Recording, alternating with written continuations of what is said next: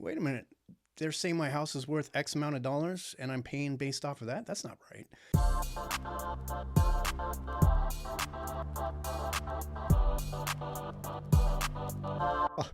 Listen, on to that note, thank you for coming, sir. I appreciate you. No, thanks for having me here. Yeah. So you've been in the Senate how long? This is my first term. So one session so far. One and session. Going into the Almost a second year. session here. Yeah. Almost a year. Well, yeah, November would have been a year. So nice. That since I got elected. But nice. We're only in session from January to March or April. Nice. So. Well, happy anniversary, man. Look at you. Thanks. Yeah. Representing the good citizens of Caldwell. Yeah. So talk to me about the first session, because again, last year seemed to be last session, not last year. Last session seemed to be one of those things where there's a lot of heat coming. Now, obviously, interesting statistic. I was at a luncheon and the Secretary of State spoke and brought up all of this data. If you're interested in who's moving to Idaho, how people are registering, all this stuff, go to the Secretary of State website. It's wild. So he has these interactive maps, and it was showing where people are moving from, how they're registering immediately, all these different things. Overwhelmingly, people coming from California are pushing Idaho more red, right? It's like 75% of people moving from California, where I moved from, register immediately as Republicans, like staunch Republicans. Now, he did say, look, there is a difference. There's an argument to be said. There's a difference between a California Republican and then somebody who's like really, really ruby red that's been in Idaho like 10 generations.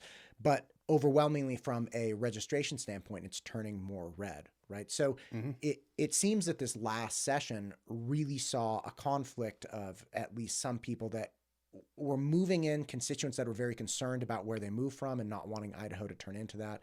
And then other more established long-term residents like yourself and other people. What was that session like as your first one? So that session, first of all, starting in the Senate, at least, it was the largest turnover in Idaho history from incumbents to new people coming on. So that was kind of interesting.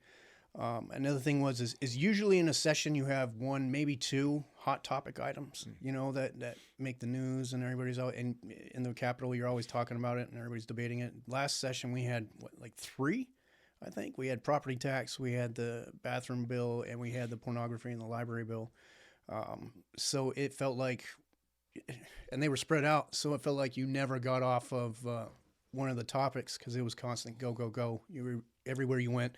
Questions about those three bills, the situation that was going on. Obviously, I was very involved with 1100, which was the bathroom bill.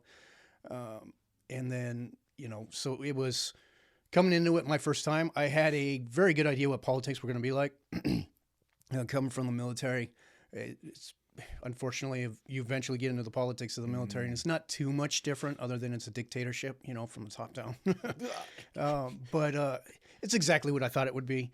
And coming into it, it was just so you had to hit the ground running because you really had to know what you were doing in order to get your bills through and stuff like that. And coming on brand new, there's a small on OJT, I hope I don't speak acronyms too much, on the job training to where they kind of give you a really super fast session on how it's supposed to work. But they really don't go into the details of writing bills. And honestly, they tell you, if you have a bill idea, you're supposed to call LSO, Legislative Service Offices.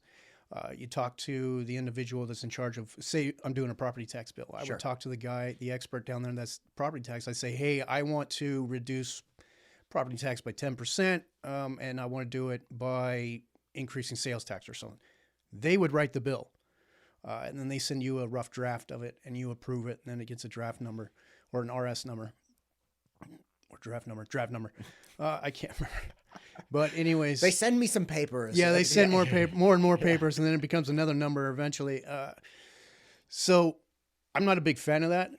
In the military, in the Marine Corps especially, very, very big on Marine Corps orders. So you had to know your order. Like 1020.34 Golf was the uniform order, dealt with haircuts, regulations of the uniforms and stuff like that. And you had to know what you were talking about. So, they're constantly changing and updating. So you're always reading them and staying up to date on new orders. So the same thing when I came into this, I didn't want to be the guy that was like, I don't know how to do anything, right? I mean, I went to Meridian High School. So what I knew about government was really not a whole lot, just wave top stuff.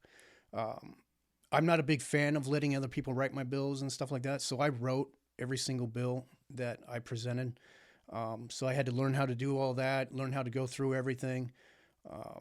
So it was a big learning curve for that, just learning the basics of the job. But on top of that, you throw 3 major topics onto it. Right. Obviously, I came into it with no bills already pre-written because, I just wasn't exactly sure how it worked. And so trying to write bills while going through these big major deals, it's like I learned my lesson. That's why I'm finishing up my bills now so they're ready for session. I won't have to worry about anything, but people are still throwing new ideas at me and stuff like that they want to hear. And it's really a shame to somebody who come up with a great idea for a bill. I said, that's amazing. And they're like, can you do it? I'm like, I can't. I'm sorry. I'm finishing up 15 bills that I'm working on. God, or something that's like that. a lot of work. Yeah. And let me say, by 15 bills, people are, oh my God, you're going to grow government, scary thing. No, I don't want to grow government. A lot of my bills deal with lessening government power.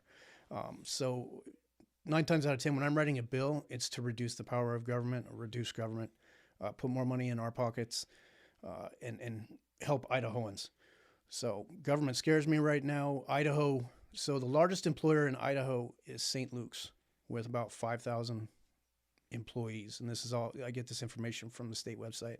So about 5,000 employees. This government is 5 times bigger than that with 25,000 employees. So that's a big pot of government workers, bureaucrats, politicians, all that stuff. It's ridiculous how big the Idaho government is. So we've got to reduce that because you got to think eventually a lot of those people are going to go on retirement. That's taxpayer money right there, the Percy system. And it's going to hurt.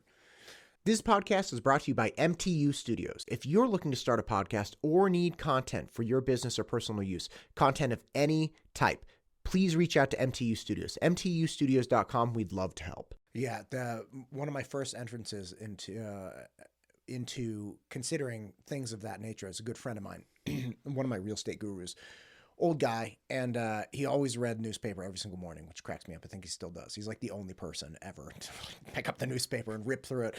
And he reads cover to cover, man. Like he, hangs out at home with his wife and drinks coffee and, reads paper.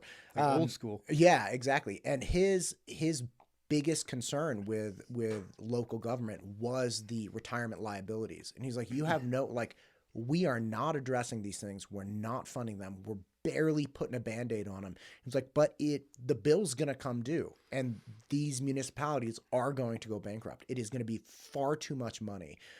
Like you could double the taxes that they get, and it's not going to be enough. And we just keep adding on to it. And his criticism was that every single politician coming in doesn't want to be the person to do the heavy lifting and do the stuff that is political suicide. Because he was like, if you actually fix it and address it, there's no way you're ever going to get another vote from anyone. And everybody knows that. So, again, it's like California bureaucracies. They just keep kicking it down. If you don't mind chatting about the 3 bills, because these were things, and again, love the property tax reform. Another piece that my dad kind of told me, I was chatting with you about him before we went on air. He told me a long time ago, Prop 13. He grew up in Southern California, Arizona, and then Southern California. And he said that one of the biggest issues that he saw before Prop 13 is like, look, we had retired people whose property tax was 3 times their mortgage. Right. And he said they had moved there. They had worked really hard. They maybe even paid off their house. And then they were having to sell the house because of property tax. Now, that's a really extreme case, obviously. But that was the nature of Prop 13, which is, look, we can't just gouge people as the value of these places go up. Southern California experienced a massive population boom in like the 50s and 60s and 70s. Values skyrocketed. And until they enacted Prop 13, people just got destroyed. Anyway, so again, the bathroom bill, the library bill, and then the property tax. Which you want to hit first? We'll go into property tax. Let's do it. Talk about California's Let's do it. Prop 13. So property tax in Idaho, I'm not a big fan of the way it works, but you mentioned Prop 13 in California. And so funny story that when I'm writing my property tax bill, I had this great idea to where I was like, when I bought a home in Idaho, so my first duty station was it was in California, but my last duty station also was in California. So we ended up buying a home because there was a shortage on base housing. There was like a 6-month list. So we decided to just buy a house. So we bought a house, and first time homeowner, didn't know a whole lot about taxes, nothing, because it's all coming out of my mortgage, right? So I get to Idaho after I retired, and we come home and we paid cash for our house. So, I'm one of those nasty Californian like. Oh, you're a horrible person. You're a terrible person. So I was just stationed in the right place at the right time. Sure. But anyways, so we bought a house. Now I get to learn about property tax and all this other good stuff. And I was like, because you don't have an impound account. Yeah, exactly. So I get hit with property tax, and I'm like, wait a minute. They're saying my house is worth X amount of dollars, and I'm paying based off of that. That's not right. So I was talking to people, and I was like, dude, we should have where property tax is the value of your home when you paid for it, right? Blah, blah. People are like, yeah, like Prop 13 in California. I was like, what are you talking about? What's Prop 13 in California? Like it was past what, 77? Yeah, right. I didn't know anything about it, so I was really annoyed. We have a running joke in my family about I come up with these great ideas of things to do, but they've already been done like decades quicker or something like that. I was like, well, there's another idea I thought I was on the verge of, but it turns out I'm like 40, 50 years behind. So the problem with Idaho's property tax and why young people are going to, I'm wondering how they're going to be able to afford a home, how anybody can afford a home, first of all, the state of Idaho has nothing to do with property tax, i.e. with the revenue that comes in.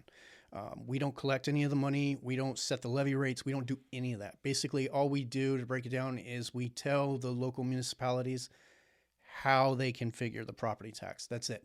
So we don't get a dollar of it. We don't get anything. It all comes from cities and counties and your other taxing districts. So the issue we have is, the analogy I like to use is I've got 3 kids and a wife, right? So I've got to figure out my annual budget and what I live off. And let's say I make $50,000 a year.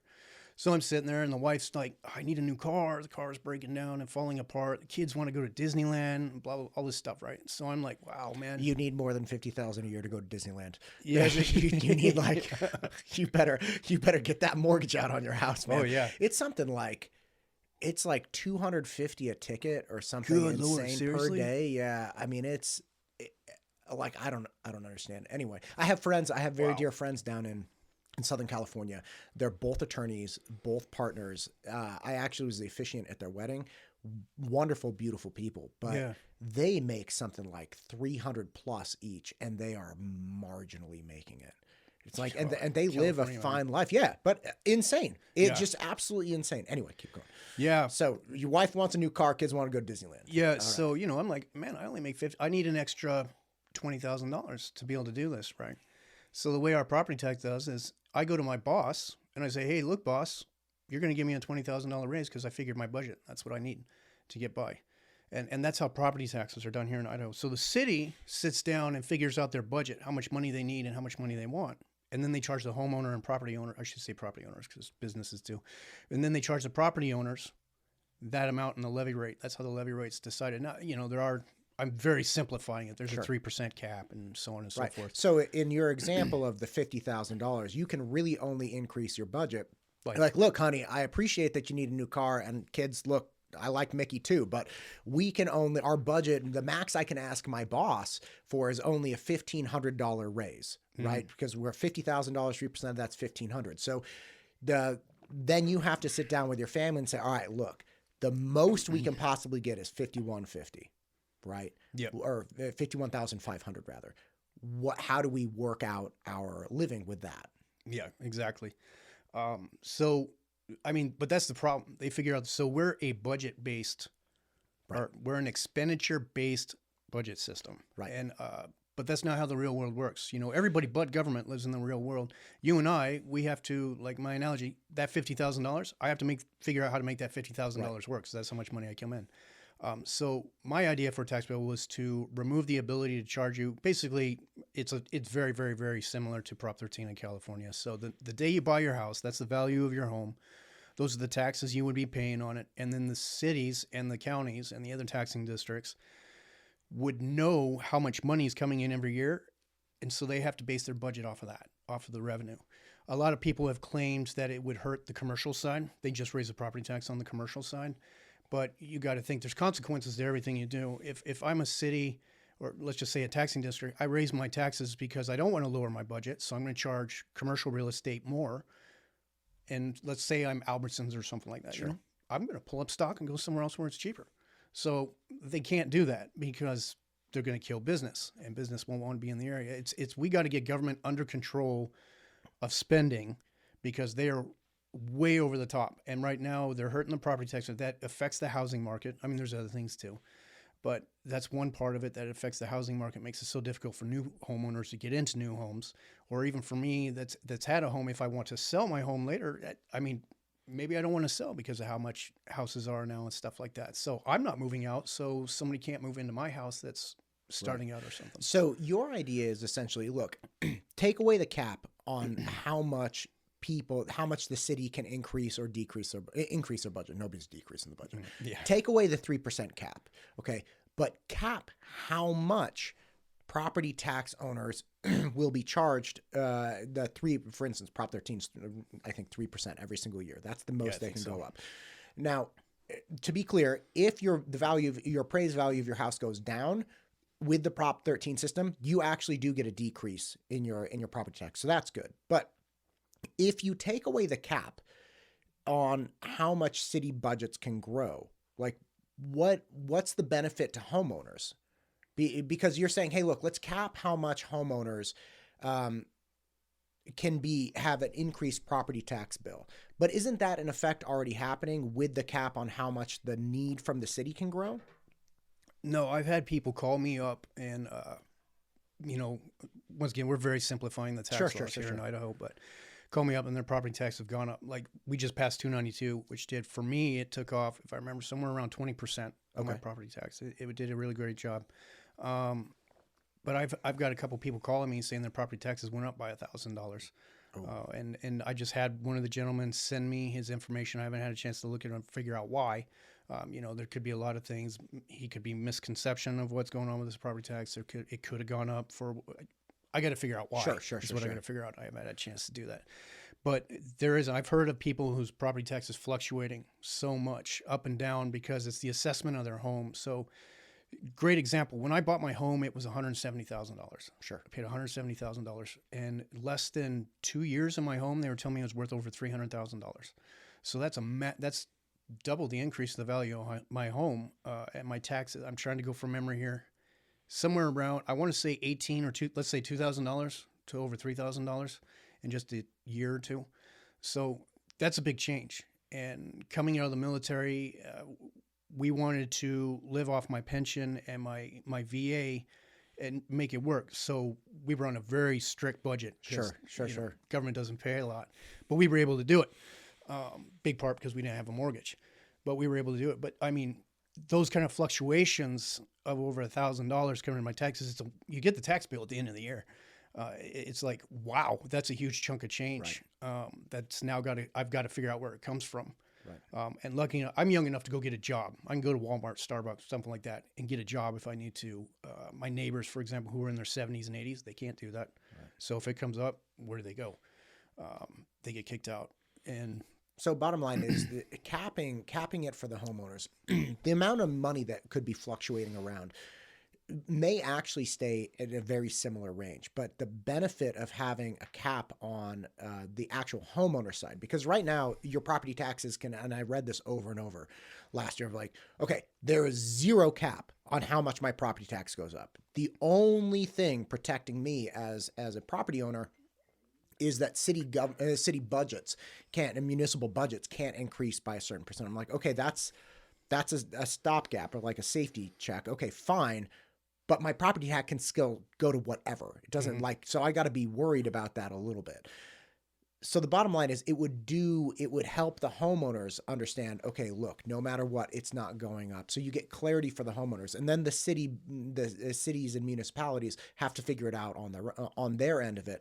But it's just a protection for the homeowner. Yeah, if you had, sorry, I kind of got a little bit off.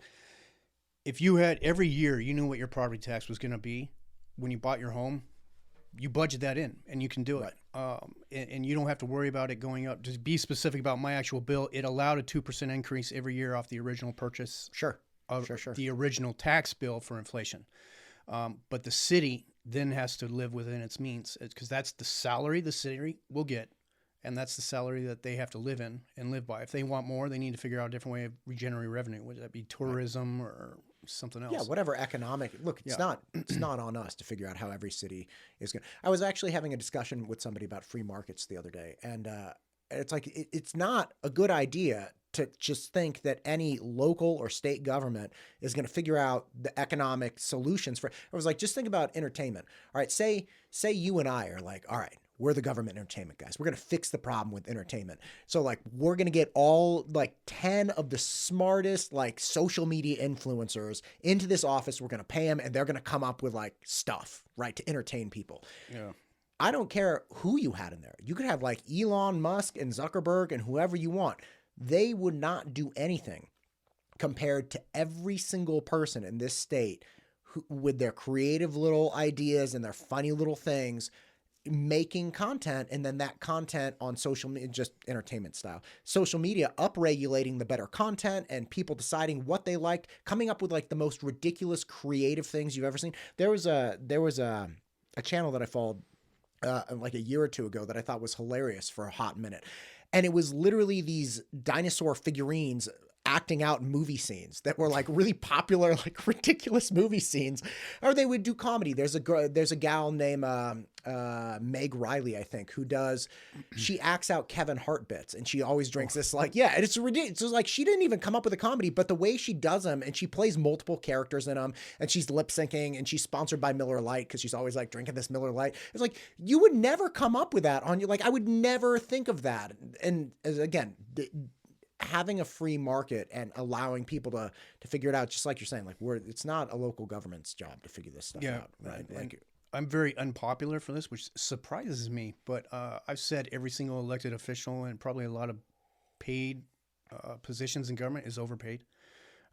Take, for example, just because I know so well, my city politics, my mayor makes around $90,000, something like that. The new census information's out, so the average median income, I think, is at 52 now from 48 is what it used to be, if I remember correctly. That's double on top of a government job. But I'm very unpopular. I've said it on the Senate floor when they talked about raises and stuff. I'm like, I'm paid too much money.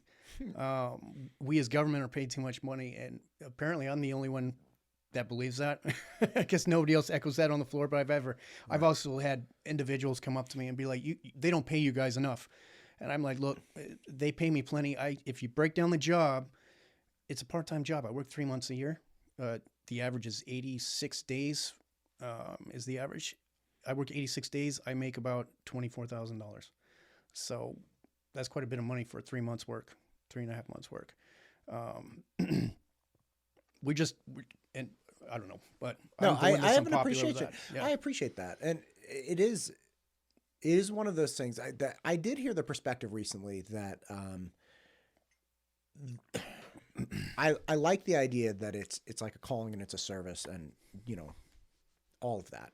The perspective I did hear recently too, because there was a big snafu over the increase in salary for Eagle Mayor, and I don't live in Eagle, but I'm right next door to it, and one person was saying, hey, this should not be the thing where you're like getting your retirement, like making, money for investments out of this. Should be something that like it's a service. Yeah.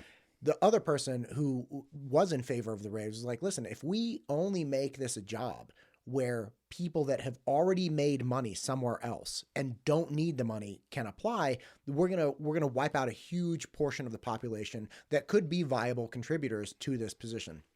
And obviously I see it both ways. Like, I appreciate people like you who are saying, hey, look, I'm here to serve the public. I'm not here to make a dump truck of money. And not that 24,000 is a dump truck of money. I appreciate it.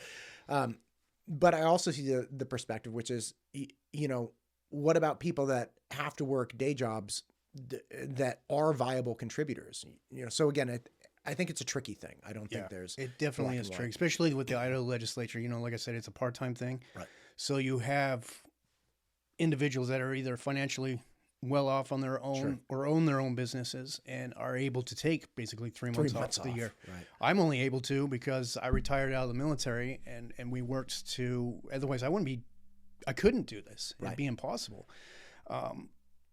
So I understand. I do agree. If I'm a mayor or something like that, I should get a fair wage of doing the job. But is a fair wage, I don't know what the average for mayors is in Idaho. It's probably way less. But let's say, is it $90,000 when the median income of your area is only, half that? Right. I think the Census Bureau recently said the cost of living in Idaho is somewhere around $37,000 a year. So as a government official making $100,000 or something like that, that's right.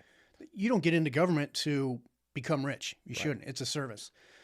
I do believe that, the misconception of, I've heard, if I was a CEO of a company, I'd be making $1 million, 500, whatever. But I'm basically the CEO of a company as a mayor. No, government's not business. The difference between a company and government, a company makes money. Okay, they're in it for a profit to make money. They sell a service and a good. Government takes money, and then attempts to provide a service, which private sector could probably do much better. But so there's a big misconception. It's not the same thing. But you do lose people, especially in the legislature.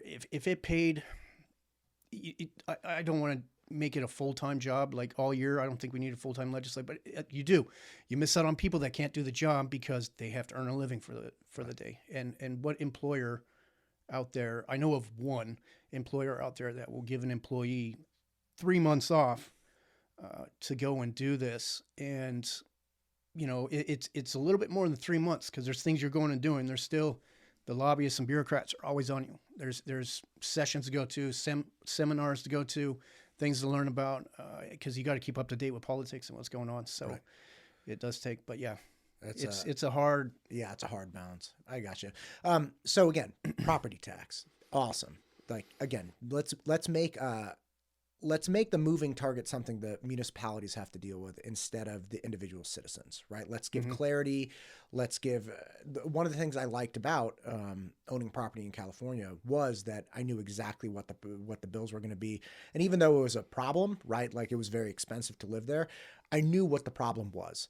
The idea of having a moving target, like I never messed around with variable rate loans. It's kind of like, listen, I'm the same way. Like, I don't like this bill. I don't like my mortgage, but I know what the problem is and I can address the problem. If you're telling me that maybe I'll like it today and maybe I'll hate it tomorrow and then maybe I'll like it or maybe I'll hate it even more, that I can't handle a moving target, right? So I appreciate that. What about the bathroom bill? Oh, the bathroom bill. That was a little topic, right? Yeah, this one in particular, again, moving from Northern California. So I had a very robust podcast down there, and people were reaching out to me when I moved up here. I'm like, look, this is your problem now. This is not my problem. But they were reaching out that you wouldn't believe what, like literally they have dudes changing in the girls' locker room in the high schools. And I was blown away, like, this can't be real. And of course you go and find out that one, it is true.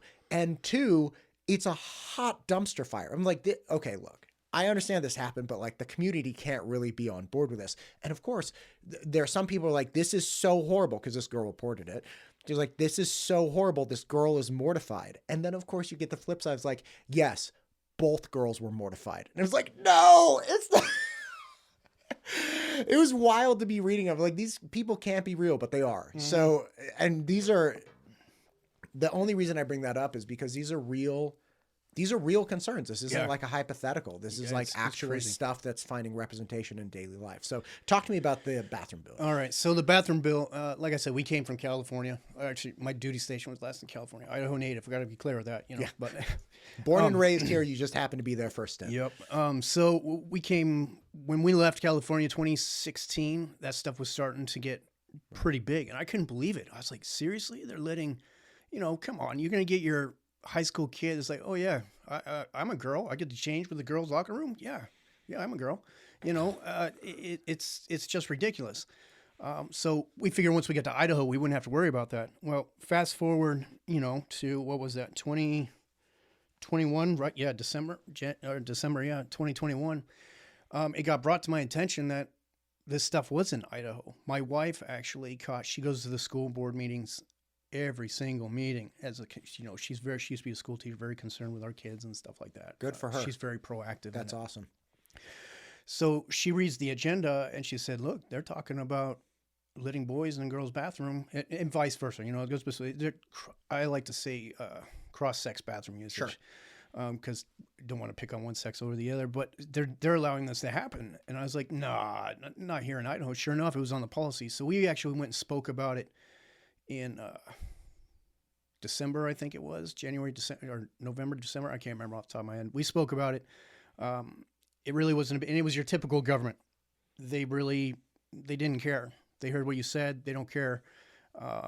I read off just from the financial things, the problems that this could bring, all the suing, the lawsuits, and so on and so forth, that would bring to Idaho, because people are going to sue if something happens. And I read Supreme Court case, everything. The school board didn't care. Because I'm willing to say it, 95% of people in government are trying to push a certain agenda, whatever agenda that might be. But anyways, I don't want to get off topic. So we'll come back, put a pin in that. The next month comes around, and I'd been given information. There was something like over 30 school districts, 40 school districts, with this policy already in place that was allowed since as early as 2015. And this is in the state of Idaho. In the state of Idaho. How many school districts? I don't remember off the top of my head. I want to say around 30, 40 school districts. I can't remember off the top of my head. So about roughly 3 dozen school districts in the state of Idaho already had cross-sex bathroom usage. And I mean, locker room usage, overnight trip usage. I mean, this was big concern. I got 2 daughters. She was going to go on a trip to D.C. I don't want her rooming with a guy that says he's a girl. You know, that was going to make my daughter she's already very shy, make her very uncomfortable, blah, blah, blah. And for the potential of where's this kid really at, right? There's no question. Yeah. You have a teenage daughter. No. Yeah. Like that, you're not rooming with a dude. And especially where they're talking about how early people are having sexual intercourse now. No, I'm not throwing that. You know, I'm not even going to make that a possibility. But yeah. Anyways, so Middleton, I believe, was the first school district to have the policy. They were the first one in 2015. So it was here. And I had organizations, people say, yeah, we've tried to get legislation passed, but they won't even hear it because it's not in Idaho. That's what the legislators are saying. It's not happening here. That's a California thing. It's not happening here. It's been here since 2015. So, you know, the next meeting came along and I discussed it with the wife. And I was like, nobody's paying attention to this. So let's bring attention to it. So I did not know that roughly 2,000 people were going to show up. When we got there, I got there 15 minutes before the meeting started, and the line was unbelievably massive. Like, my jaw hit the ground. I was like, holy cow. So somehow the word got out. And so we get in there, we do the meeting. It's very, I don't know if you've seen the video or whatnot. Very...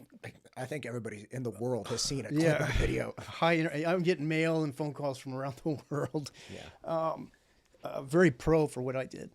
But so the energy is really high, right? So by the time I get up there, the amount of disrespect that was shown was unbelievable from the board, from a government system that is supposed to be listening to the constituent. You know, that's why I said I'm here today as a senator because I've got people calling me, and that's my official capacity. So that's why I went there, announced that, hey, last month nobody cared, so I'm here as senator because people calling my phone. And I haven't even been in session yet. I just got sworn in, and I've got people calling my phone and blowing it up about the situation. And so the thing is, when you're speaking to a panel, you have a chairman or chairwoman, and that's who you're talking to. She didn't care to give me the light of day. She was talking to other people, looking around. So I just while I'm trying to talk to her. So I mentioned I have the floor. Hang on, let me just make a text message. Yeah. Yeah, man. I was like, I have the floor. I only get 3 minutes. You can't give me 3 minutes. And then, she started to come off, sir, or something, like I was the one being disrespectful. So I pointed out the fact that she wants us to all follow the rules, but she doesn't have to follow the rules. And this is more of a broad topic of the entire government system. They want us to live differently by how they want. Something with people with gender dysphoria is less than 0.1% in Idaho. So this shouldn't be a topic in Idaho because, as much as people might not like it, we're a majority rules society, right? Who wins the elections? Majority of vote, the guy that got the majority of votes. How do we go about setting policy? By the majority of people. So why are we making the majority of people uncomfortable for less than 0.1% of the population? Right. And look, the prevalence the prevalence of horrible things like suicide within high schools is very small, right? It's growing horrifically, right? I mean, we have real issues. I'll get you a refill. We'll take a little coffee break. No problem. But the prevalence of suicide in high schools is very low. But the solution, the mental health solutions that people come after, right? Counselors and whatever the solution school boards may come up with, generally don't cost people things, right? Like it's not, and I'm not saying financially, but like if you have mental health issues within a high school, people need more counselors, people need more leadership, people need more clubs, people need more engagement. All of the solutions that you come up with an average person that's having a lot of mental, health struggles, totally fine. But if your mental health struggle necessitates a burden or a risk for someone else, that's when you say, hey, wait.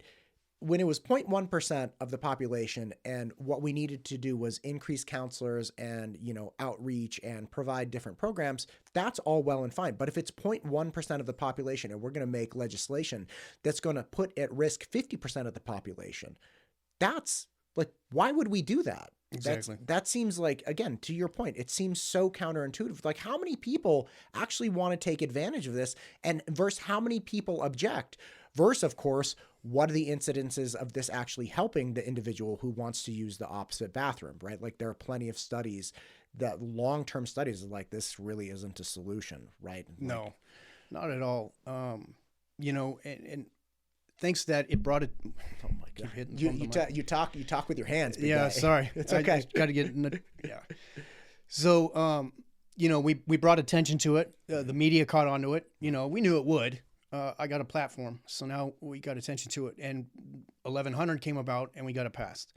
And it's for the safety of the children, so on and so. But it's just like you said. My daughter, for example, she has a chromosome disorder.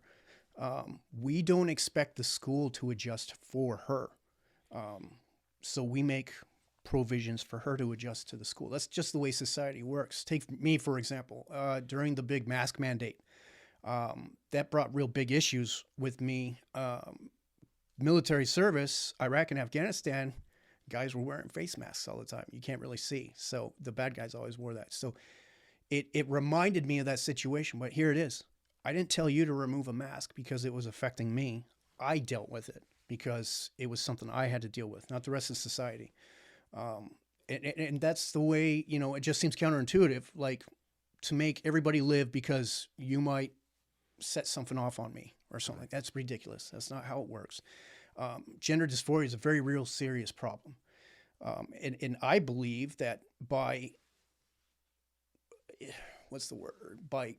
indulging somebody's mental illness or disorder is the same thing as somebody that's addicted to drugs. You don't indulge them with more drugs. Or anorexia and bulimia. Like if somebody says they're not skinny enough, who are you to say they're wrong? Yeah. I mean, so anorexia is perfect, right? Because it's a mental disorder. They believe they're fat, or they believe whatever it is. They believe they're too heavy. They need to lose weight. So do you say, yeah, you're right. Let's go get you liposuction. No, you'd kill the person. Yeah, right. That's ridiculous. So why do we do that with gender dysphoria? Right. Same thing with amputee sympathizers, people that are like, hey, I need to get rid of my left arm, or like, hey, there was a famous clip that went around a few months ago. A very sick person had actually blinded herself. Yeah. She put, I think it was like bleach or something. I remember that. Yeah. And they're like, what are you doing? She's like, I feel like I should be blind. I feel like I've always needed to be blind. And so I blinded myself. And you're like, gosh, man, those are people that serious. Yeah, they need help. Yeah, right. Big time. And so, same thing with the children. It's ridiculous where we're at with it, but to me that's a form of child abuse or child neglect. Is if you're not getting them in, and when I say getting them the proper professional services, I'm not saying you take them to a doctor who's going to make money for the rest of his life by selling you pills and hormonal changes. Oh, yeah. The solution is to change your sex. No, we need to deal with the mental disorder of why you feel the way that you feel. Right. And getting into it.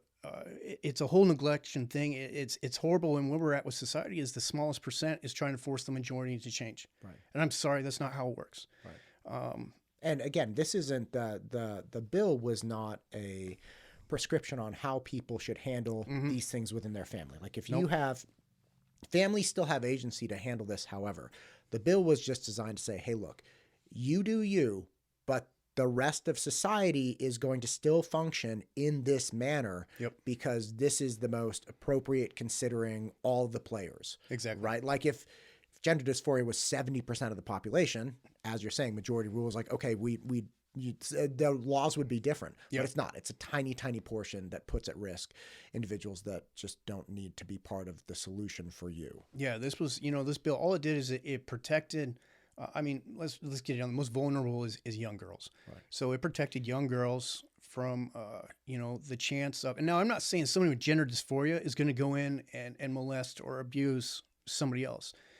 I'm talking about people that will abuse that policy to do such a thing. The unintended consequences of a compassionate bill can be catastrophic because even if you want to make the argument that every single person with gender dysphoria would use this bill, would use bathrooms and change rooms respectfully and everything would be fine, you will still have bad actors. Oh, yeah. That, like, you have instances of men doing terrible things in men's bathrooms. There was a case, I can't remember exactly which Costco it was in, but a year or two ago where somebody attempted a kidnapping in a male bathroom. There, two brothers went in and the little brother got grabbed by some guy, and obviously that they got security and everything involved, but it's like there are some very sick dudes who do very bad things. And so again, it's not that you don't have compassion for people that are struggling. It's that, hey, the unintended consequences of the solution for your issue are too great. Yes. Right? Yes. That's a big part of it. But the other part is those with gender dysphoria, we do need to get them the help they need. Sure.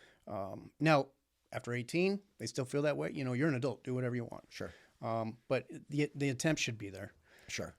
I'd like to point out there was, I saw a video of, how do they word it? It was a male student that said he was a girl. Sure. Right. And he gets into a fight with another girl and he just, come on, male versus female. He throws her around, beats her up, even a girl on girl fight shouldn't, but it would not have been this bad if it was just girl on girl. And they're treating it like it was a girl on girl fight. Right. I'm sorry, it's not. There's genetic differences. I don't care what you feel like. There are physical, genetic, realistic differences between the two sexes.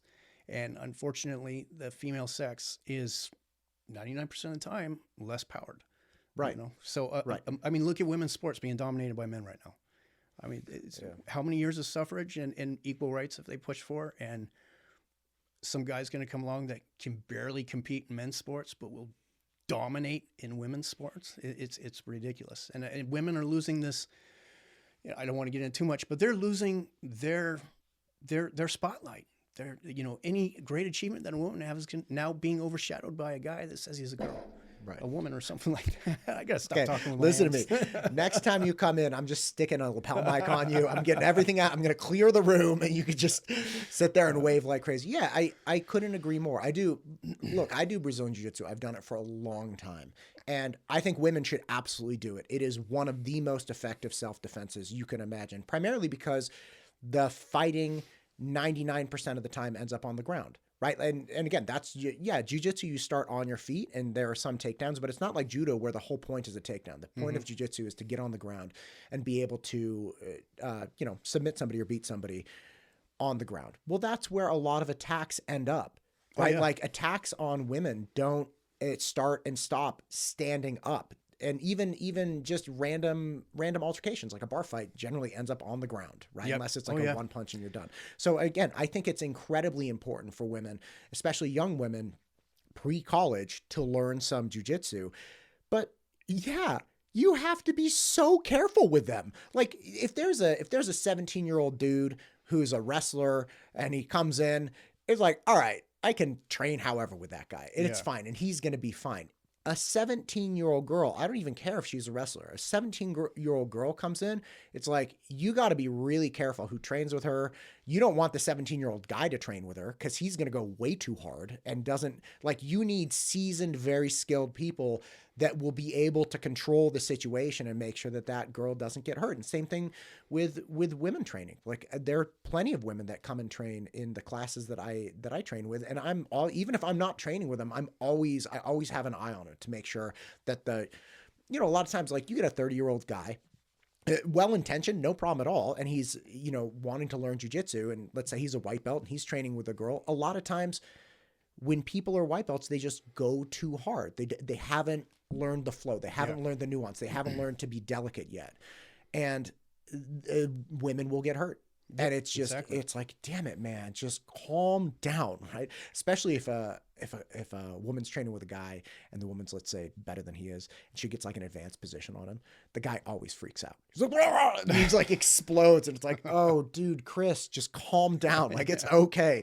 And of course, anyway, it is what it is. So yeah, I couldn't agree with you more. It's one of those things where, again, compassion, yes, but that doesn't mean compassion at the cost of this other thing. Exactly. You don't make 99.9% of everybody else suffer for a small group. Right. So absolutely, address the situation the small group's going through. And, like you were saying with jiu-jitsu, so I was Marine Corps infantry. We didn't have females. And the Marine Corps focused a lot on jiu-jitsu because it's all about ground take, fight to the ground and winning it there. Because that's where, like 98% of fights end up with men on the ground. And I've only trained with women once, and it was with in New York with a function with police departments, and they had a couple of females in there. Let me tell you, I was in the Marine Corps. I weighed about 160 pounds, right? So I'm smaller than I was now. Hell of a lot easier to throw a woman around than another man.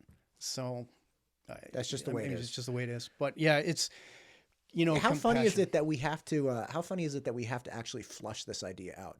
That there's any question at all about like who could beat up who? Like it boggles my mind. I mean, there's but like you have to qualify it with your Marine Corps experience. I'm qualifying it with like hand-to-hand combat martial arts. It's like this should be common knowledge for people. Yeah, you would think so. I mean, didn't the world's women's soccer team, professional soccer team, was beat by a high school group or something like that? And right now there's a challenge out to the WNBA to play against the state champion boys basketball team.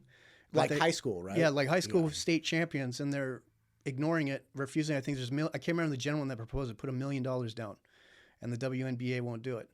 I think it was the number 5 soccer team, women's soccer team. I think it was the Australian women. Was it got Australian? Beat by like the 15 and under like state champion male team. I mean, I don't want to get off.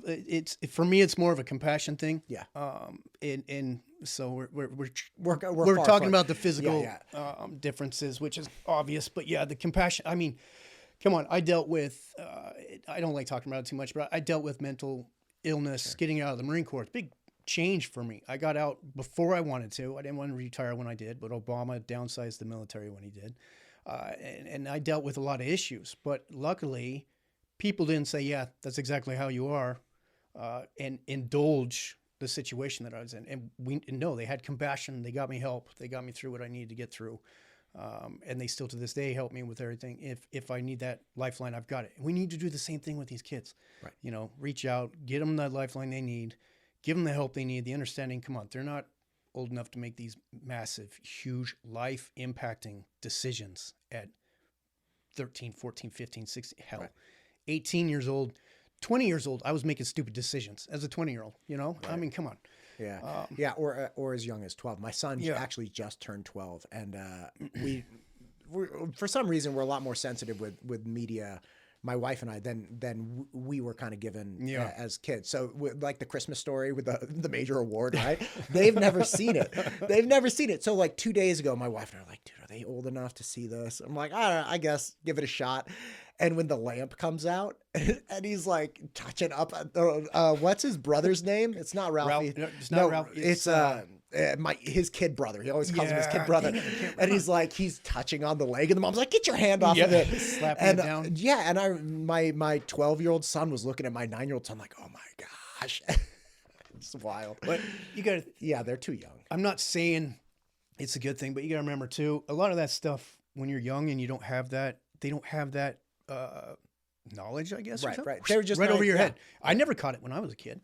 Well, but there's a line in it when the lamp comes out. Then he was like, I couldn't take my eyes off the electric electric glow of sex in the window. Yeah, the promise of the glowing electric sex. Yes, exactly. Yeah. And my son was like, whoa. Cause I mean, like my wife and I just don't talk that way. So yeah, I mean, it's a different world. I mean, you look at it, you're like, you know, they're too young. Anyway. All right. So bathroom bill, here we go. Yeah. Trifecta, baby. Talk to me about the library. Do you want some more? Should we get more coffee before we go on to this? No, one? I'm good. Okay, Actually. good. Too much good. coffee will make me jittery and I'll start shaking. No sweat. All right. So the library bill, and this one was really interesting. So I did speak with Julie Yamamoto, but years ago when I was still living in California, I was railing against the books that they were presenting, and they were, I mean, bonkers, right? Like out there, and there's a lot of discussion about what books should be assigned versus what books should be available versus what books should absolutely not be on the shelves, right? And these are three different things. Yeah. And I think it's an important discussion to have in that, look, we don't have to love every single book, but we also don't need to assign every single book, right? If there's a book that people feel has literary value or educational value, yeah, like, well, obviously it depends, right? That could be in the school, but hey, maybe it's not a book that actually gets assigned to every student, right? Or is even allowed to be assigned. You know, that's a big thing. And then there are just books that should not be there, like just flat out point blank. So talk to me about the library bill, because this one was really nuanced. There's a lot more that goes into it than I think a lot of people understood. I think everybody agrees we should not have Hustler magazine on public school shelves, right? Hustler magazine wasn't the worry. Sure, exactly. But there's the reason I bring that up is because it seems that people fall into two camps largely. One is you can't ban books. It's like, okay, well, do you want the history of Hustler in your school? It's like, okay, well, not that book. It's like, all right. So not every book then, okay? And then there's the other side, which is, you know, very staunchly against anything inappropriate. And most people fall in between. For instance, the example that Representative Yamamoto brought up was in Davis County in Utah. There was a similar bill passed, and within like a week or two, somebody under the umbrella of that bill said, okay, we'll get the Bible out of public libraries because it talks about incest and murder and things of that nature. So again, two extremes. Okay. Talk to me about what the bill was and what you thought of it. Okay, so first, the bill never banned any books. You know, when we talk about, I don't know how many people understand or not, but yeah, it did not ban any books. If you wanted to go, Hustler was never the question. If you want to go to get a Hustler, you could go get a Hustler. All right. The question was, should the government be paying and providing this available to children? Is what the question was. So you bring up like, the Bible is that's what Julie Yamamoto was concerned about, and people were concerned about that because obviously the Bible talks about very adult things. Right. However, the Bible is got a moral story to it, and it's going into it. I don't want to draw too much to it. One of the books that was brought to my attention and given to me literally talked about, how do I say it professionally, how to pleasure yourself through your rectum. Yeah. With pictures. Oh, yeah. Okay. So you tell me why my daughter at the time, 12-year-old with her library card, can check that book out and get her hands. Why does she need to know that at 12 years old? And why is it boggles my mind, right? Now, one of the problems that I ran into a few years back is people don't believe you. Okay. And look, I believe you, but there's somebody out there who's like, oh, that's not a book. That was me. Okay. That used to be me. Here's the thing. I did several podcasts showing the pictures in these books, which everyone lost their minds with. They were like, oh my God, this is unconscionable. The problem is they get yanked from YouTube because the author filed a copyright suit against me. And so I had to remove the videos. And I was like, you can't even show them. Like if we wanted to bring up a book right now, just be like, okay, look, we're not talking about Hustler. We're not talking about Catcher in the Rye. We're talking about this particular book. And we displayed photos on the screen, it would get yanked from YouTube. So that's part of the problem. People don't believe that it's as bad as it is, but there are some books that absolutely are as bad as it sounds. Yeah, exactly. And like I said, I used to be in that camp. I was like, okay, come on. You know, society, like, I'm not a fan of, I think society's going really downhill real fast. So I was like, we're not there. No way. Right. Yeah, sure enough. I in the library, there it was. shown to me. Somebody checked it out, showed me the spine. There it is from the library. Right. And I was like blown away. But like I said, so there's a difference between, like, I know Greek myth. I don't know if they still teach it in school. Greek mythology, I don't know why. It was really big when I was in school, teaching us about Zeus and all that good stuff.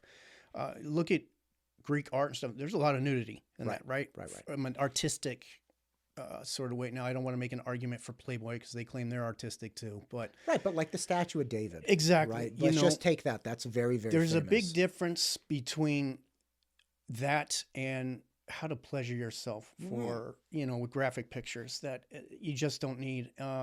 There's a big difference between the Bible, Renaissance paintings, and these books I'm describing. Right. First of all, none of these books, the Bible's not telling me how to go and pleasure myself. It says, hey, this happened. Not a good thing.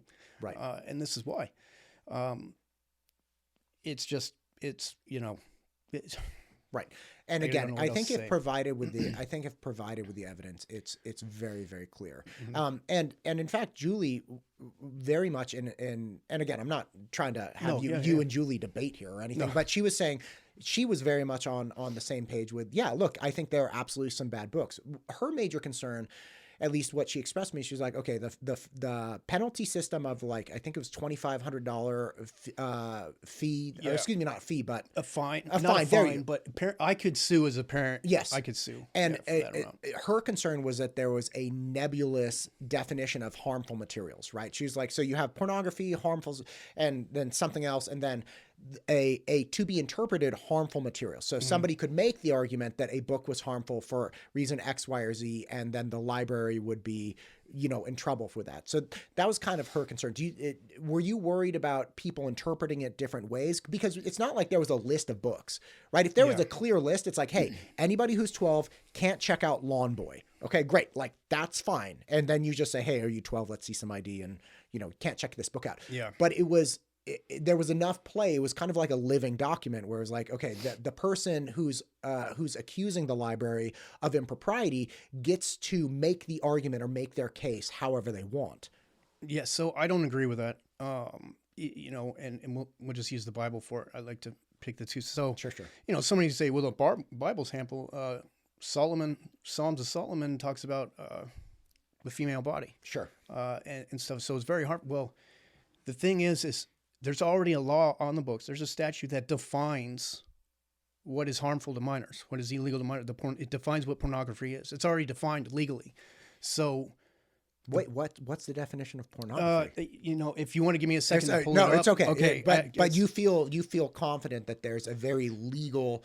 Yeah, it's very. So basically, it.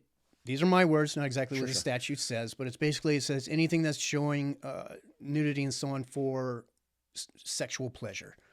So it's something designed for sexual pleasure. The Bible's not designed for sexual pleasure. Renaissance pictures aren't designed for sexual pleasure.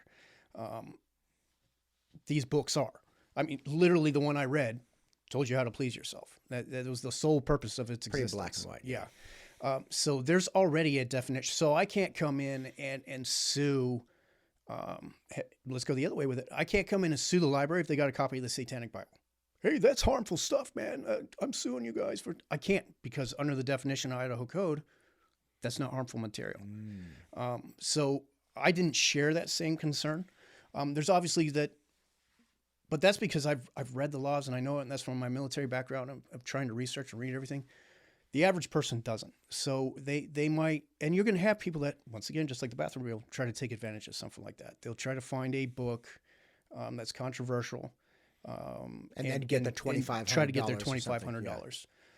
So there are issues with that. I wasn't a fan of the fine on the bill. I don't believe in a fine. There's always the opportunity, if you or I feel like we were wronged by whatever, sure, civil action, or you take it to court and you sue the library or something. There's always the possibility there. So that already exists if you've been wrong. I don't think we need to put it in a bill. That was an issue with the bathroom bill too. I think it was $5,000 or $10,000 a parent could sue for. So gotcha. Now you got people that might take abuse of that system as well. I mean, there's already ramification. My kid is harmed. I take that to the courts. That's why we had the courts. But yeah, I didn't share that same situation.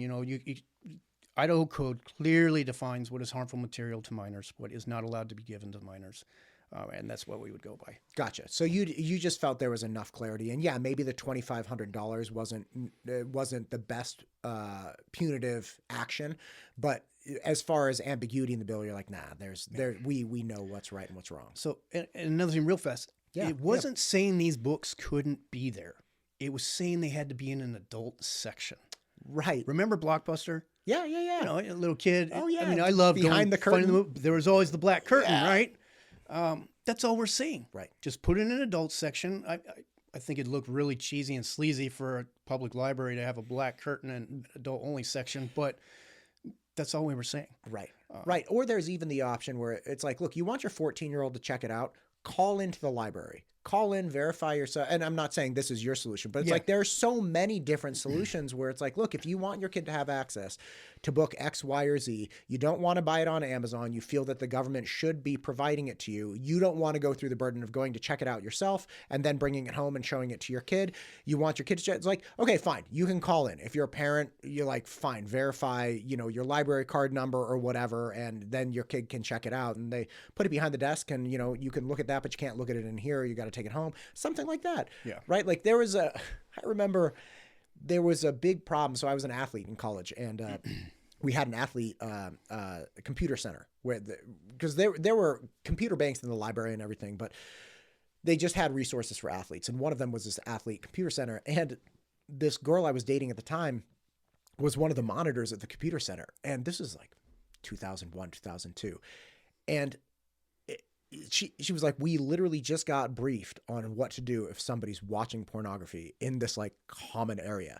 And they couldn't even stop them. It was like what they could do is ask them to like turn off the volume, or like they could ask them to not do it, but they couldn't say like, hey, you're not allowed to do this. It became this really nebulous, weird thing. But it's like we always have considerations we should. I mean, that was I don't agree with that, by the way. Like, you should not be watching pornography in the computer center, right? Yeah. But, Berkeley, crazy people. The point is, I don't care for that place. But the point is, you have common sense consideration, right? And if there's something that should have some restrictions, it shouldn't be in a public place. And again, to your point, you're not banning stuff. You're just saying, put it in a different section, restrict who can check it out, just like rated R movies. Everybody knows Total Recall, nudity, heads exploding, whatever. You can't go in and, as a 12-year-old, go watch that in a movie theater, which is only common sense. Yep. Right? Exactly. It's not a big deal. What bills are you looking forward to this coming session? Because, I mean, those three really dominated the workings of the government this last session, which is kind of like there were so many other important things going on. People primarily just cared about bathrooms, porn books, and property tax. But like there were hundreds and hundreds of votes on different things. Yeah. What things are you looking forward to, or you think that people should pay more attention to in this coming session? Yeah. So I'm looking forward to, I have a bill.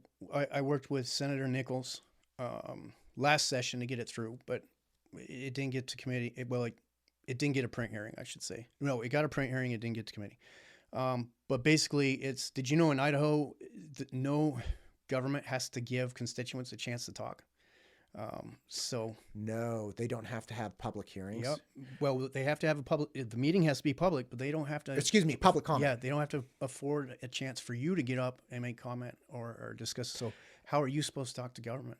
I did just find out there's a city council meeting tonight in Eagle, and they removed public comment. And I was talking to a friend this morning, like, can they do that? Like, shouldn't everybody, I mean, like, these are public servants. Yeah, they can do. So right now, I personally think they can't because you're silencing the people. But, if a lawyer will tell you, yes, they can, because the law doesn't say they can't.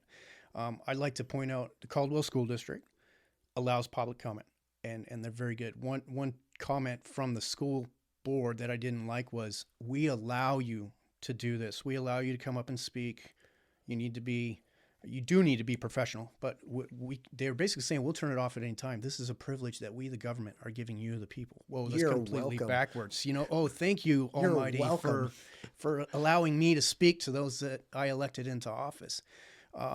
Caldwell, I love the way they do public comment. So Caldwell City Council meetings, every meeting, they open up the very first portion, public content, talk about anything that's not on the agenda. You can talk about anything you want. It's great. I don't even think they have a time limit, which could go against them, but they're amazing what they allow to speak. And then if you signed up to speak on the specific item, when that comes up on the agenda, people come up and get to speak to it. It's great. It's amazing. And so I actually structured my legislation around that, and it would require that any public meeting afford an opportunity for constituents to comment and address the board. That's it just beautiful. seems right. Take, for example, I try to do my best to be reachable to people. I went out and got a second cell phone for people to call. I do my best with my email. I can't keep up with it. I get hundreds of emails. It's unfortunate, so you get that turn, my senator doesn't listen to me or will never respond. Sometimes we can't. It's just the amount of mail and stuff that we get. It boggles my mind. So this is one way that guarantees such a thing. If I'm at a public meeting, you get a chance to come and address what's going on. We do this at the Capitol building, the legislature. So when the committees are going, is an opportunity for constituents coming to speak to the bill that we're hearing that day and stuff like that. So we already do it in a lot of sections.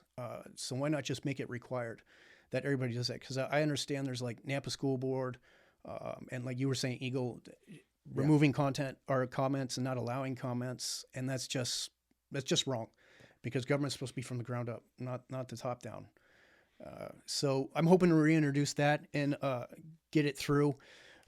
It didn't get through last year. A lot of the comments that were made by the committee, which they were worried about, really bizarre to me, constituents hijacking the meeting or interrogating people on the board. No, my bill was very specific. It said you had to be speaking to, we'll use school board, for example. You have to speak to the government agency you're speaking to. You have to speak to what they have authority over. So I can't go to the Caldwell School Board and talk about sales tax. All right, because they have no authority over sales tax. I can't talk about drone strikes. Exactly, right? They have no authority over that. So I wouldn't be allowed to talk about that there. I have to be scope of what that agency can effectively change. So it's very specific. There's no, it's said in there, can't use it for personal attacks or anything like that. Very professional environment. Sure. And stuff like that. There's Supreme Court cases that show what you can and can't do during these types of meetings. So it's already out there. But for some reason, honestly, what I think it is the majority of those in government are afraid to be asked certain questions or asked to, why they're at on said position. Right. And I think a lot of the school board meetings, my first the first political election that I covered on a podcast was in 2020, and it was for the school board, and then it turned into city council and everything else, but for Danville. And one of the big things was that obviously heat of COVID, end of 2020, and people were going after the school board president. I thought he was a fine guy, and he actually he hated the teachers union president who was saying like, hey, we're never going to have teachers return until like every single case of COVID is done. He's like, this is ridiculous. Like, kids need to get back in school. But the point is, people were really frustrated because he had run unopposed for like 20 years. He had just been on, and nobody had ever, because the school board meetings and to a large degree, just typical local government meetings were totally underattended and very neglected, especially school board. And I think over the last couple of years, there has been such an exponential growth of participation and public comment that it's almost like they don't know what to do with it. Like, they're like, oh no, people are really mad. Well, we can't let them hijack the meeting because they're so mad. It's like, well, maybe they're mad, and they're mad for a good reason that you should listen to. But instead, I think people have, or at least it appears that some of the organizations just default to like, well, we can't let people talk because people take too much time. It's like, but these are the people that you're beholden to. Like, these are the people that you voted in. Maybe you should understand what's going on with them and actually hear them out instead of just saying, well, we need to eliminate this aspect of the meeting.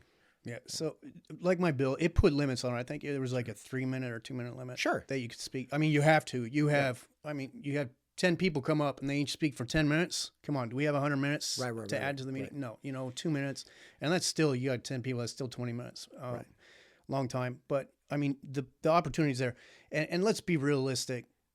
How many people go to their local budget meetings, city council meetings, school board? I mean, come on, it's crickets in there. It's quiet. I hold a monthly town hall meeting for my district. The last Wednesday of every month at 7:00. It used to be just like anything when it was brand new. Of course, there was campaign season too. I've been doing it for years as a precinct committeeman. I started it. I get 3 or 4 people that show up. So And you still hold it? yeah, I still hold it. Good for you. Ladies and it. gentlemen, steadfast, same 3 people? Usually, yeah. Yes. It's You're always like, the same. Bob, good to see you. That's Karen. funny. One of them is Bob. Shout out, Bob. Yeah. But, it's just, so let's be realistic. How many people actually go? Not very many, unless it's a super hot topic. Nobody's really there to hear anything. The only time I ever see city council fill up is if they're going to put an apartment complex, for example, in a subdivision. The only people there are people that live in that subdivision that don't want it. Other than that, it's crickets. But this is my issue. What you've brought up here, you're like, hey, look, this bill, I think people should be guaranteed a chance to speak. And yeah, we're going to put limitations on it. You have to speak respectfully. You have to speak for a specific time limit, max, all these things. That's stuff that everyone, I think most people be like, yeah, that makes perfect sense. We should care about this. But again, kind of like what you're saying, in the absence of some real specific event where it's like, oh, 4-story building right next to your house, people just can't be bothered to come out. Yeah. I mean, that's the issue with government. We have, and I used to be this person. I'd complain about things. Well, not too much while in the military. I was really focused on the military, but there were things, aspects of the federal government I didn't like, but I wasn't really paying too much about it. I had bigger issues, Afghanistan, Iraq to worry about. Everyone does. Yeah, yeah. But, those are really specific issues, but, But it's after I used to just go down in the office and vote. Oh, he's Republican? All right, good to go. I'm voting. I wasn't educated. I didn't know anything about the issues. Really, presidential election, the only time I did research on any candidates were the presidential candidates. Right. The candidates that have the least impact on your day-to-day Exactly. life. But we're following the train wreck. Yeah, that's what the majority of people come out and vote. Right. Is during the presidential elections. I was listening to a Rogan, big fan of Rogan. He actually one of the reasons I got into podcasting is because I watched an episode of his. I can't remember who it was, but it was in like 2016. And the individual completely changed my perspective of it. Was like there was an issue and then like kind of a worldview. I was like, holy cow. Like, I don't know this guy. And I think I thought through most things. And again, in this 2-hour conversation, totally was like, oh, I was totally wrong. But I was listening to one of those recently. He was talking to Patrick Bet-David, a guy down in LA. But they were saying that they think that this election round in 2024 will likely be the last election round where legacy media still has a grip on kind of the narrative. Because things like this, you come and you talk to me, we take this, it goes to YouTube, you take whatever cuts you want, you post it wherever you want. You have your own way of communicating now, right? Whereas before, the only way you could reach your constituents, Bob and Karen and whoever else, or the 3 people are holding your town hall meetings once a month, and people can't be bothered to come out. But now that you have the capacity to reach people in their phones, where they're living and where they're consuming things, it's almost like, well, just like the town hall meetings are too much, the nightly news or the newspaper are going to kind of be too much. It's like, no, I already heard all this. I watched it when I was drinking coffee this morning or whatever. And they don't have to watch the whole thing. They don't have to be consumed by commercials, and they don't have to be bothered by what bent that particular organization kind of has towards an issue. It's going to be wild to see what happens next year and then the years following. Yeah, I actually think that guys like you doing this are what the media used to be back in like the 1920s and 30s and 40s, when the media was, we have freedom of press to keep government honest. The journalist was always looking for the scoop of, obviously other things, but what politician is what are they doing? Are they doing something wrong? But that was a big story if they were doing something wrong, right? But now you have, the media has become a political wing itself. It is become the very thing it's not supposed to be. I can't think of a newspaper or something that isn't biased, whether it be liberal or conservative.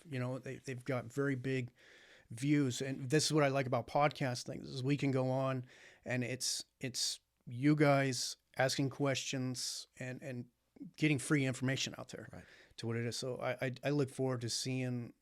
I would like to see the media either A, get back to what it used to be, or B, all you guys just take over, and then that's where you know what the problem is, though. I think the difficulty with doing podcasts. Well, we'll talk about that later, but It's okay. So I really wanted to get to the things that you're excited about this coming session. Yeah. So guaranteed public comment. Yeah. Is there another thing that you're going after? Yeah. So Because you said 13 bills roughly, or I've something got. like that? I mean, not necessarily all of them will be going through. You know, Okay, as I yeah, look, yeah, I'm sure, like, this sure. one's not as important. Okay, but doesn't I was matter. working on like 15 Great. different ideas.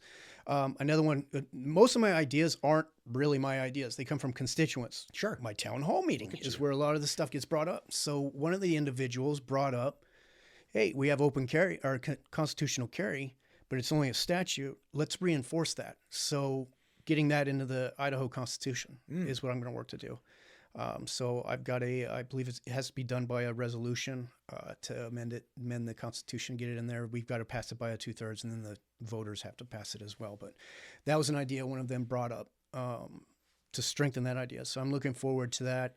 Another one that's come to my attention is, once again, with gun. I'm a big pro-gun guy, you know, military, Marine Corps, blah, blah, but I believe it was Boise or something, the Idaho courts upheld the ability for a private organization that's renting a public park to keep, to like disallow you to carry a firearm there or something like that, even though it's government property.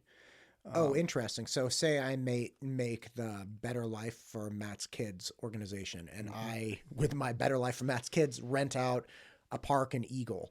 Then for the duration of time that I'm renting the park, I get to essentially make the rules for that park. Like, hey, because the Better Life for Matt's Kids organization is here, you can't carry that firearm here, whereas you would have been able to before. That's my understanding of it, which is really weird because it's not like you as a private organization own that park and can make any new rule that you want. For instance, where I'm at, you can rent out areas, but it specifically says, you know, the government owns it, the city owns it, right? But it specifically says we can't keep people out. It's a public area, right? You're just renting the space, but hey, be aware that we can't keep everybody. It's not. Right, we're not going to fence it off. Yeah. So why am I able then to determine if you can carry a firearm or not? As a private organization, I shouldn't have that ability. And I've always been dumbfounded by the fact that you can't carry on federal property. That's a direct infringement on your Second Amendment to protect yourself. And how is that allowed? Like, I don't understand that. I almost want to carry on federal property, get arrested so I can sue. 'Cause it seems like that's the only way you make change is you got to break the rules and get arrested first. But that would be, I don't have that kind of money. If you did that, I would never call you Chris again. I'd just call you Rosa. Yeah. I mean, there's a great example. That's what she had to do, right? Yeah, right. But so right, yeah, just hit a test case. Get a law firm behind you and just get your firearm and get after it. But you know, so that's an issue that I want to look into or get a bill about, get approved. Like I said, my tax bill. 292, I have to admit, I was very skeptical about it. I honestly didn't think it would do that much at all because I believe the root of the problem is cities determining what their budgets is and then charging you that amount. So I was very skeptical. I was actually quite blown away by how much people are saving, which I'm hearing is anywhere from like, the lowest I've heard is about 12%. The highest I've heard is about 22, 23%. So that's great. The odds of getting this bill heard now that we just passed a property tax relief thing, probably very slim. A lot of people in the legislature aren't too keen on this kind of legislation because of the pressure that it will bring from cities, municipalities, counties, taxing districts, businesses, and stuff like that. They're all going to be against it, obviously. Not the constituents. No, not the you know, you and me, the homeowner, all for it, property tax. But local government, no, man. Somebody once told me, they said the government and money's like cocaine. Once they get it, they want more of it. They get more. They never stop less until outside intervention. Yeah. So, those are good. Yeah, those are good things to focus on. And again, you're putting up your monthly town hall meeting. People should go check it out. Yeah, introduce themselves to Bob. Yeah, give them somebody to talk to. Listen, I've had you on air for a while. Is there anything that you wanna hit or say in closing? Yeah, I would like to point out last thing. So, when it comes time to vote, research who you're voting. Don't listen to the media. Don't listen to everything that's going around. Research if the person's got an incumbent. Look at their voting record. See what they've actually voted on. There's information, for instance, going around about me that I'm a left-wing liberal, and I want Idaho to be like San Francisco. That's the that's the criticism of everyone though. Yeah. Like you can't avoid that. And they find like the most amazing ways to tie it in. They're like, he's a socialist because he wants like a good school, or like I don't even know. I don't even know what the criticism is. It's just so wild to me because that's the number one thing. I think people are so disgusted by the way like San Francisco is, or California in general is, that everyone knows. They're like, oh, all I have to do, like, I'll just say he wants a socialist. And it's like, but it's just junk. Like, none of these things are true. But when you talk about voting, it's like, understand why people voted that way. Exactly. That's the thing that I think is really important. For instance, just the library bill. You're saying, hey, I think there is enough clarity for individuals to understand what is appropriate and what's harmful and all these things. Great. And you have state law. Julie was like, hey, I don't think there's enough clarity. Like, I like the bill in general. Totally fine. You're not a huge fan of the $2,500 fine. Okay. But like, these are all nuances. You're like, and look, for these reasons, I thought it was good enough that I wanted to get it passed. And then Julie says, you know, I think I like it in general, but like we could revise this and then let's get it passed. It's like just understanding just a blank voting record versus, okay, why are they voting this way? Like, do just a tiny bit of research and then understand, and you'll realize like, oh, maybe this person was like 90% for this, but the 10% was a problem. I mean, just do a little research, like try to understand people. Exactly. Yeah. I mean, 90% of what you're going to get from the media or in the mail is fear mongering and lies. Yes. They're going to attack you everywhere. So just example on that one, I wanted to defund the police. First of all, I got a lot of police officers in my family. My grandfather was chief of police. My dad's retired law enforcement. It's so bizarre because there was a $130 million appropriations bill for Micron semiconductors and a few other things, Right. and a $500,000 attachment to ISP training. And I voted against it because it's a $130 million appropriation bill. So you're like, listen, $129,500,000 was not going to the police. Yeah. And then a little those things, I love that you're bringing this up. This is a gross objection to just going blank off votes. Like, he didn't vote for funding. Okay, he also didn't vote for the $129,500,000. Yeah. Like, what do you want me to do, man? But I did vote for $110 million to go to ISP for their budget, you know, so. But what about the $500,000? Yeah, but what about that $500,000? I didn't get $110 million was, I guess, doesn't count for funding the police department, or the fact that this is my favorite. I don't want to go off too much, but we could probably spend all day talking about this kind of subject. I don't respect veterans. And I'm trying, so last time I checked, I've got over 15 years in the Marine Corps, fought in 2 wars. I'm a veteran myself. Why would I be trying to remove my own benefits? And the fact was an appropriations bill that came down. It did a lot of good things for veterans. It updated beds, so on, but it fired, or I shouldn't say, well, it probably would have to. It reduced the amount of care workers for the veterans at the facility. So I wasn't for reducing the amount of care that they're getting. Wait, let me get this right. So it did a lot of good things, like increasing. So I think there was like $68 million from the federal government, which is earmarked, has to be spent on this particular. So Idaho can say, oh yeah, we won't spend it. We'll spend it somewhere else. So no matter what, that money's got to go to it. But it did things like it updated some medical beds and a few other things. But it reduced the amount of staff. So there's no way to win. No. If you had voted for that, then it would be he voted to reduce staff, and and if you I vote against I it, still would have been against veterans because I voted to remove medical staff from. This is what I'm talking about. This is what I'm talking about. It drives me insane. And this is like, don't just look at the vote, because you're going to spin a vote no matter how, like no matter what you're going to spin it. And there's nuance. There's nuance. That there are real problems with bills that could be improved, or, you know, might have extra things that are unnecessary. Like, and just because you vote against one iteration doesn't mean you're against the gross concept. Exactly. You know, perfect example. If it was possible, I wrote a bill today that cured cancer, right? Somehow I can outlaw cancer. Sure. I would be attacked tomorrow for putting hundreds of thousands of researchers and pharmaceutical companies out of work. Right. You know, so you hate Idaho employment. Yeah, there's no win situation to it. It's just you can spin. It's politics. You spin it any way you. You can spin it any way you want, and I mean, it's just like any narrative. You can spin it, and it's unfortunate the ignorant to it like I used to be, might believe that, holy cow, he actually did, without actually looking into the details of why somebody voted against this situation. It might have increased government. It might have, the amount of funding would have been ridiculous. Like our budget is something like $6 billion. And like half of that is from the federal government. Idaho only brings in like $3 billion itself, and $2 billion of that goes to schools. So that's how dependent we are on the federal government. So if I'm voting against, in a campaign promise that I said, I will not vote for any increase in budget until we get property tax. So anything that was over a 3% increase, was an automatic no. So I'm not going to increase until people got some leverage. But I mean, you can just spin it however you want. No matter what, you're going to have to defund something. If you want less government, you want less spending, you want fewer taxes, government's going to have to shrink. Which I'm a fan of, but which means you're technically defunding something, right?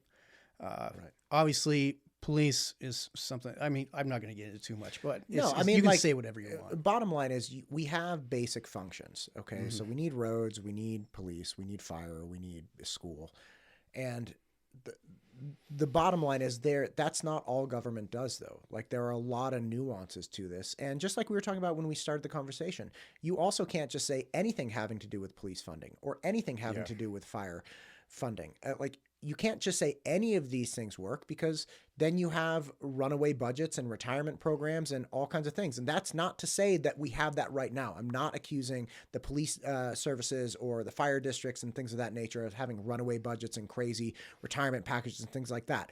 I'm not saying that. But what I am saying is that can happen, right? That can absolutely be something that becomes a problem. Point in case, the Eagle Fire District. I did interviews with all three gentlemen running for Eagle Fire Commissioner, and they were all great guys. And in fact, I think every single one of them said, hey, look, you got a real tough decision, because all three of the candidates, myself included, are great. That's what they were saying. And I was like, God bless you guys. Like, you're really positive, and they all brought something different to the table, which I thought was great.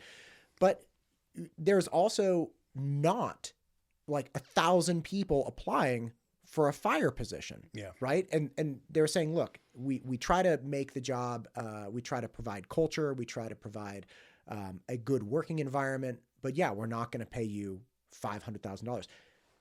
Flip that with areas of California where you literally have 500 people applying for one job. This is a job to run into a burning building and try to save people, risk your life. Why are 500 people applying for it? Well, it's not because it's so much more glamorous than Eagle Fire. It's because the compensation is through the roof. Some people would argue. Yeah, so I would argue that. And right. The case in point I use is military. Right. PFC is making, I'm not sure what they're making today, but they're only making, like, I know when I came in, around $1,800 a month, right? I didn't join the Marine Corps for the money. I didn't join the Marine Corps for what it gave. I did it because a sense of service and what I wanted to provide. And that's the way government should be. You're not getting into fire departments to make $500,000 because you can't. Once again, that organization's not making money. Right. Do police and fire need to be paid more? Oh, hell yeah. And how do I think we do that? Stop paying like the governor over $150,000, mayors over $100,000, something like that, and start spreading that down to lower income. A school superintendent doesn't need to make $180,000 while teachers are starting out at $40,000. Superintendent or less. Well, Idaho statute, I believe is the minimum is $42,000 in the state. A superintendent can do just fine making $75,000, $80,000 a year and increasing the teacher pay to $50,000, $60,000. Imagine the quality of teachers we get if they had more money. Yeah. That's the one argument. Now, the other argument I can make is how many more people are going to apply just because it's more money. There are people out there that believe that that's the way to get their nest egg. And the problem with government is I vote on my own pay raise. I mean, come on, that's ridiculous. Yeah. Well, I think that was Franklin's position, right? The end of democracy is when the populace realizes it can pay itself. Mm-hmm. Right. Exactly. I know I totally bastardized that quote. But yeah, it was right. that general. I do too. Yeah, appreciate it. Because I know Washington sounds like parties are going to be the destruction of our government. Something those like aren't that. The exact words. Something like that. Whatever, man. It's no big deal. Well, listen, Senator Trakel, thank you so much for coming. Well, great. I had a great time. Thanks for having me on. Yeah, this is great.